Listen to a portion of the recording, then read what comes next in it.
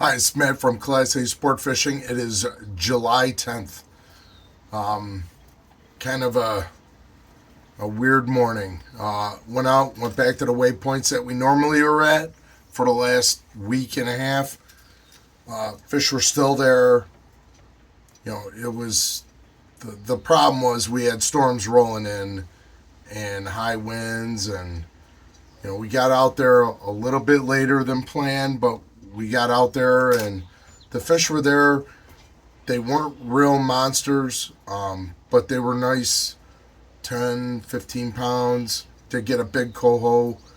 Got an Atlantic today, that a throwback. Had probably 4 or 5 other goes. We had a nice rack of fish. We only fished for a couple hours too, and they were snapping. The same, it's like a broken record. The same diver baits, E-chip, Blue Angel, Green Glow, Dalmatian, Spinny with a Blue Angel, Green Glow. This spoon right here still got blood on it. Great. This spoon took a bunch of shots today. That's a Magnum Moonshine. And then this one right here. Some days I get them really good on this spoon. Other days they won't even touch it. Today they bit it. So it's one of those customs from Moonshine at Fish USA. The one thing that I've been noticing is,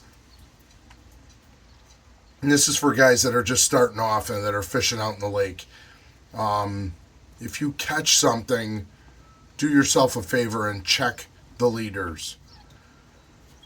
I check my leaders after every single fish, and I run 20-pound fluorocarbon with a double uni knot to 30-pound mainline.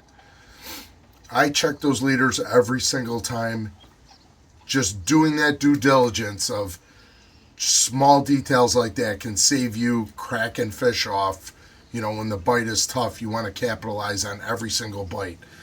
I've been changing my leaders crazy, going through leader material, because you got to have tip-top gear. If you're in business or even if you're out there fun fishing, you want to maximize the amount of time that you're out there, and you want to maximize your effort. Checking those leaders is really, really important.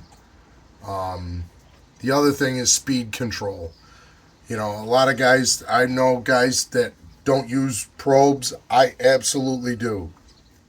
I noticed that if I wasn't trolling between 2.6 and 2.9, I wasn't getting bit.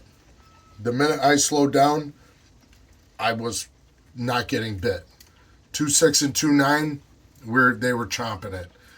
And that's, even running E-chips and Spin Doctor. Spin Doctor is a little more speed tolerant, but definitely the E-chip, I usually like to run slower, but for some reason they're hammering that thing this year.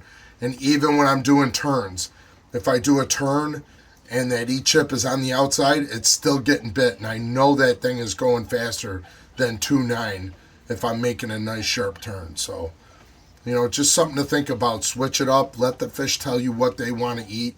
And then, make your adjustments from there. I did not really get a chance to run any copper today. I wanted to, but with the storms coming, I wanted to be able to get out of Dodge quick if I had to, and we had to.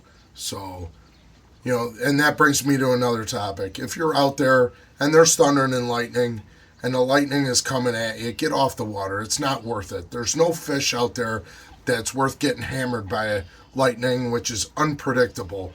You never know where that's going to strike. And your life isn't worth it. Your boat isn't worth it. We'll live to fish another day. It is what it is. And that's what happened today. I would have loved to have stayed on those fish, because there's nothing I like more than filling the cooler up full of having the tail stick out. But some days you just got to make an educated and responsible decision and come in.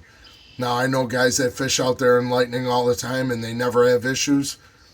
I don't have that luck, so for the safety of me and my people, we made the choice to come in. But they still came in with a nice rack of fish, and they'll be back next year. So Good times. Hopefully, we're out tomorrow. I just drove by the lake. This is the evening of the 10th, and she looks really, really nasty out there. So we'll make a game time decision in the morning and go from there. Thanks. Have a good night and get after the salmon. They are out there.